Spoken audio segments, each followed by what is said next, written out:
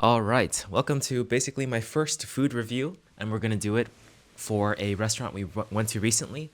It's a tempura restaurant that's kind of fancy, but basically, just to give some structure for this review, it's gonna be based on three things. The first one is food and taste, and just overall quality of the food. And then number two is gonna be price. I'm gonna base it around like, okay, how good was the food and was it worth the price? Like, what's my ranking for the price, I guess. And then number three will be aesthetic and experience overall. So for those three categories, we're gonna have like 10 points, or like we're gonna make it like what out of 10, like a number out of 10. So let's go ahead and start out. Just to give a little bit of backstory, I guess. I've been to this place twice now. Last year, I went right after visiting like my favorite temple, Eikando Zenrinji Temple, on a snowy day, and that was like so beautiful. So I was already primed to be like, okay, I'm looking for food right now. I see a place that's a tempura place. I like tempura. I just went there randomly. It's like kind of expensive for lunch. It's about 40 something dollars. And then I just decided to go for it because I was happy that day. And then I had a really, really great experience just eating. Um, they it's all in sets, not a la carte, so you have to pay for a set and decide. So there's like different tiers. I just went for the lowest one, and it's still 40 something dollars.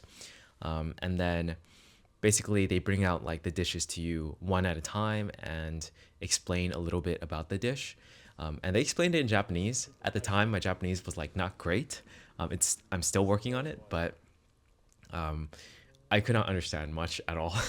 But I think it kind of was great and nice to be like to enjoy an experience where it's just such a great atmosphere. So we can get into like the categories now. So the first one that is noticeable like right away is the atmosphere, the aesthetic, and just like that overall like the structure of the place is just beautiful.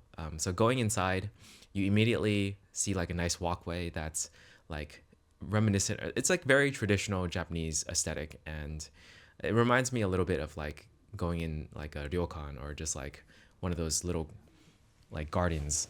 But once you head inside and you get seated, it's also very nice like inside as well. And from there, the people like Japanese service in general is like just really really good. But they definitely treat you really really well. So to me, it's like instantly a 10 out of 10 experience.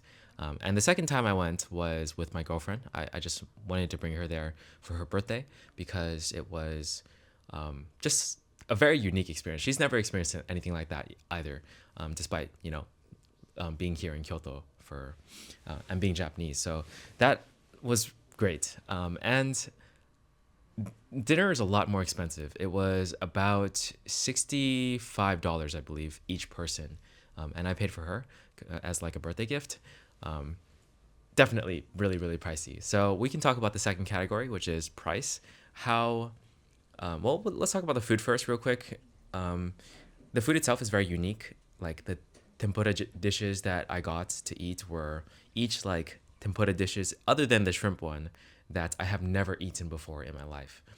So for that fact, like I just really, really enjoyed it for the uniqueness, and it was probably the best shrimp tempura I've ever had in my life as well.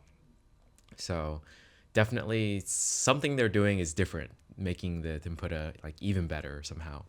Um, Maybe it's also the experience, the atmosphere, and overall like beauty of the place that makes it better. But they also give you like special sort of salts. Like one is matcha, one is the regular shio one, and then you have the regular tempura sauce. But the first time I went, I had no idea which one to use, so I kind of used all of them. Like they were definitely explaining a little bit in Japanese.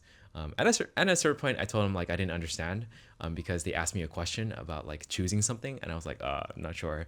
And they did speak English, so don't worry if you speak like can't speak Japanese, like you can still go there. And what ended up happening was because I went the second time with my girlfriend, she explained it to me that you're supposed to use a certain one for a certain tempura dish. So, and eating it again, it totally makes sense because there's certain like dishes that just make more sense with like the salt and without the sauce. But either way, it still tastes really good, even though I mixed a lot of it the first time I went. So really, really great food experience overall. I'll give it like a 12 out of 10 just because very, very unique and very, very tasty and good, like very high quality basically. And then we have the price. We mentioned the price already. I think for this one, I'm gonna have to say that in terms of how worth it for the price it was, it's not a 10 out of 10. I'll probably just give it like a 7 out of 10, primarily because it doesn't fill you up. Like, it's a good amount, but it's good enough to like make you feel satisfied, but it definitely does not fill you up. Like you can have like a lot of snacks afterwards, which I think is what we did. But yeah, that's the primary reason I'd say for making it a 7 out of 10, just because it was very pricey. And for the price that it was, I don't think I will be going back anytime soon. Maybe like in the far future, just to visit the place again.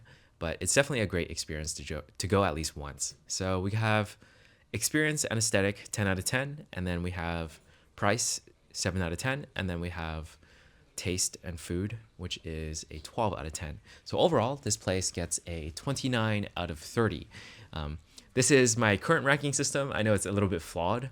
I just like thought of it like kind of quickly, but I like the idea of at least including, food, price, the aesthetic and experience overall. Like I guess it could be four different categories if I wanted it to be, but three is easier mixing in aesthetic and experience because I think those are kind of connected quite a bit. I don't know. I'll see how like whether or not I change that in the future. Maybe I will. But for now, that is my review on Tempura Endo in Kyoto. Definitely check it out if you have like the money to do so. If you're on a tight budget, I will recommend some other food in the future. Okay, catch you guys in the next one. Peace.